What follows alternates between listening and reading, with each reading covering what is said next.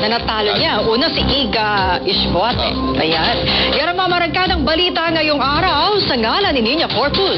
Ako si Maan Macapagal. At ako naman si Jack Batallones para hindi mauli sa usapan. Kapit lang hanggang sa susunod na Arangkada Balita. Rene Baterbonia at Divina Dini.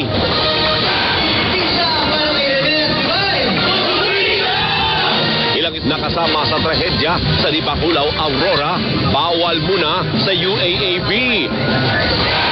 Pagpapalaya sa 24 na Pilipino nakakulong sa Russia, pinayagan ni Russian President Vladimir Putin. Binasad Russia, wala pang konkretong kasunduan sa supply ng langis.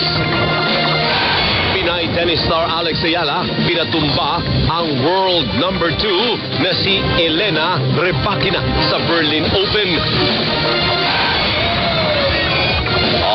At matapos nagsain sa Cavite, tropang Sigabo, may paandar naman sa Puerto Princesa City.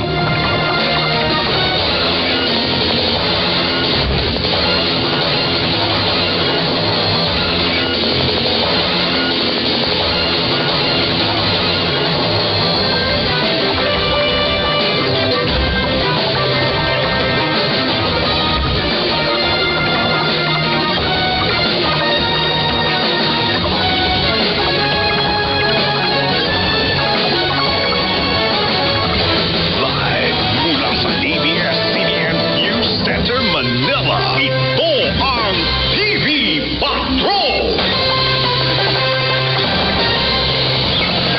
Magandang gabi, Pilipinas. Simulan natin ang balitaan sa aksidente sa kalsada. Sugatan ng isang batang estudyante